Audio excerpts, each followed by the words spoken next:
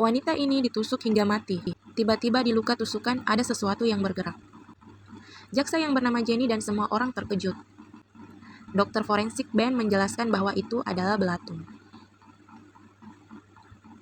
Dan dia menyuruh bawahannya untuk membawanya pulang. Terlihat ada sebuah sepatu di lokasi. Jenny sepertinya pernah melihat sepatu itu. Di saat ini, polisi menerima telepon dari seorang wanita yang tak menyebut nama. Dikatakan bahwa terlihat seorang pria yang penuh dengan darah di mukanya. Berlari ke tempat parkir dengan sebuah sepatu saja. Mobilnya berwarna abu-abu. Di tengah nomor platnya terdapat angka 8. Akhirnya antara 2 atau 3. Mereka kembali ke kantor untuk memeriksa plat nomor. Ada ribuan mobil dengan plat nomor begitu. Kapten pun bercanda ada satu di kantor polisi. Setelah diperiksa ternyata milik John. Dan dia beristirahat hari ini. Jenny segera teringat dia pernah melihat John memakai sepatu itu. Segera dia dan rekannya Jack pergi ke rumah John. Pihak polisi juga memeriksa bahwa almarhum menelpon John. Dia sedang dilecehkan oleh seorang kurir. Ditemukan mobil John. Setelah pemeriksaan terlihat banyak darah di bagian setir. Jenny dan Jack tiba di rumah John. Dilihatnya satu sepatu yang sama dengan sepatu di lokasi kejadian.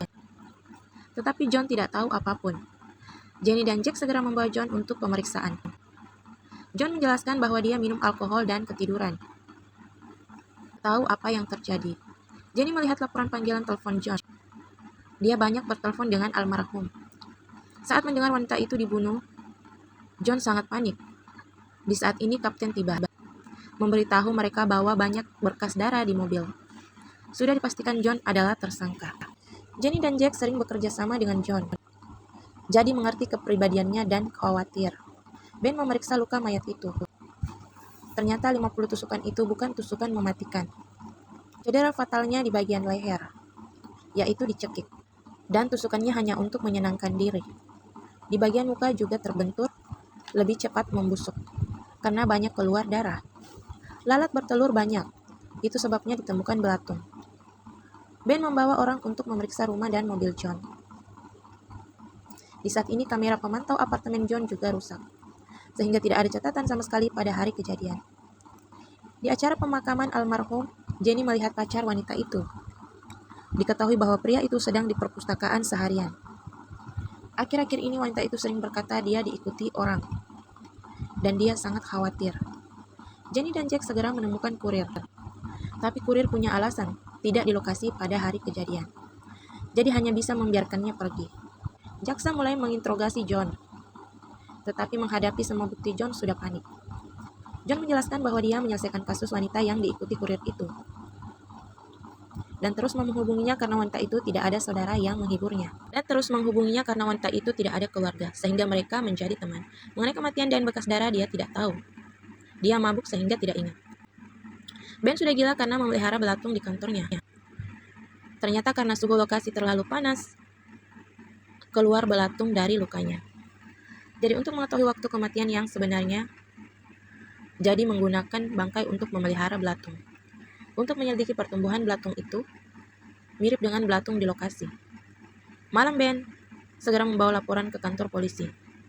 Dia mencari Ken dan mengeluarkan belatung itu sekaligus melepaskan John. Wanita toksikologi segera menjelaskan kepada Jenny. Belatung yang ditemukan di lokasi adalah larva ketiga. Lintas pertumbuhan normal sampai larva ketiga memerlukan 70 jam. Dibutuhkan 60 jam dalam lingkungan 25 derajat. Dan butuh 50 jam di suhu 28 derajat.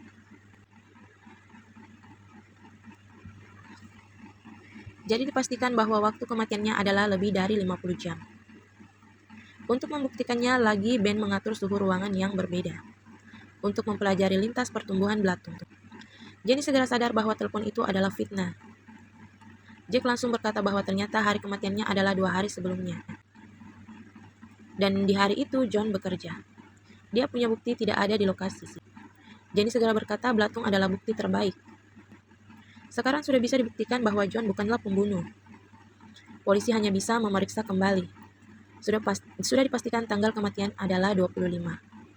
Kepala polisi sangat marah. Jadi meminta Jenny untuk menyelesaikan kasus dalam 24 jam.